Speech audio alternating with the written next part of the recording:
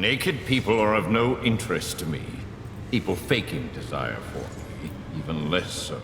Pathfinder, Wrath of the Righteous is big. It is a massive, life-dominating endeavor likely to take weeks of playing before completion, dominating your thoughts and plans during that time. Sometimes that size means spending hours on frustrating tasks like army management, but the role-playing, exploring, and especially combat make it very much worth it.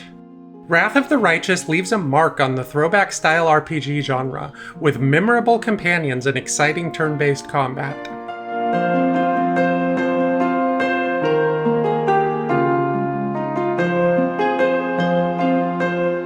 The pedigree of Wrath of the Righteous is big as well, honing the concepts of 2018's similarly large Pathfinder Kingmaker. Kingmaker's generic fantasy kingdom is replaced here by the more specialized story of a crusade against a demon army. Sometimes this setting is a little off-putting, in that it's easy to miss fighting ogres and goblins in a fantasy game. But the decision to give Wrath of the Righteous this specific focus mostly pays off, especially when it allows for the party's companions to have stronger personalities.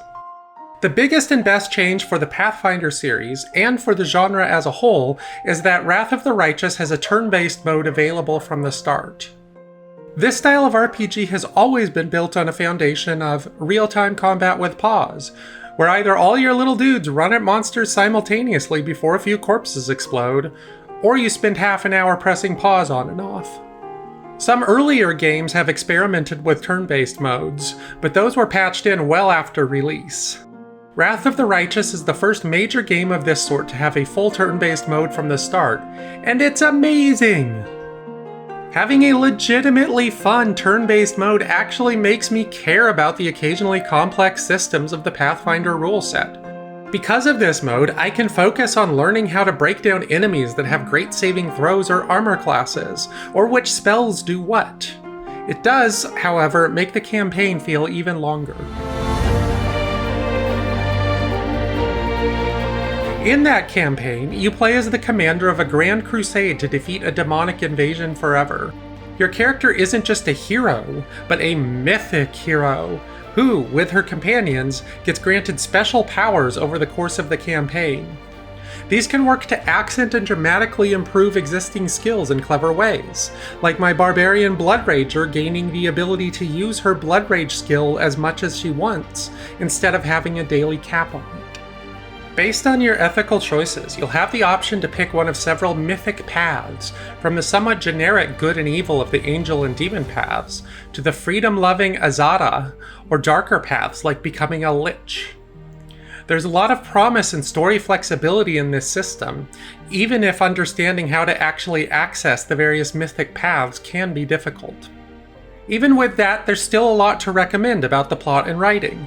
The overall story can be fairly conventional, but it's given some extra spice when the legendary demonic witch, Arilu Vorlesh, shows up and starts raising complicated questions about free will and morality.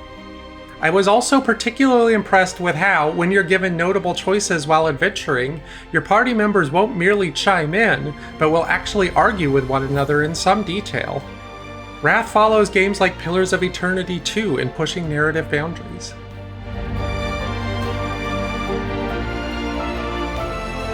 Unfortunately, that attention to storytelling and systemic detail is lacking from a major part of Wrath of the Righteous, its crusade management.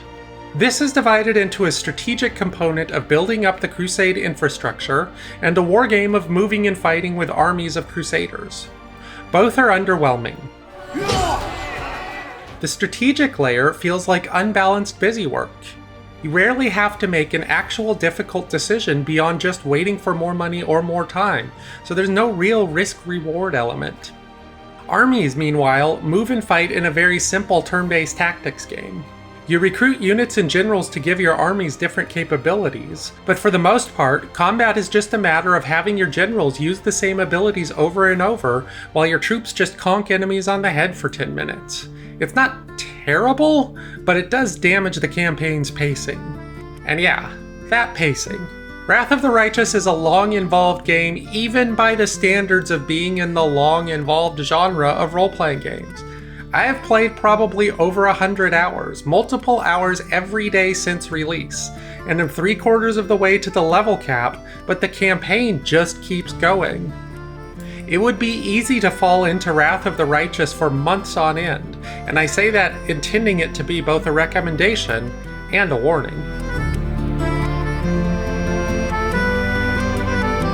Pathfinder Wrath of the Righteous has to live up to the expectations of being a Pathfinder adaptation, a sequel to the fascinating, if messy, Kingmaker, and the next big ambitious isometric RPG.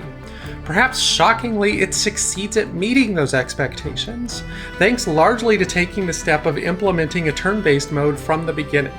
It may take as long as organizing a tabletop campaign to actually finish, but the journey is still worthwhile.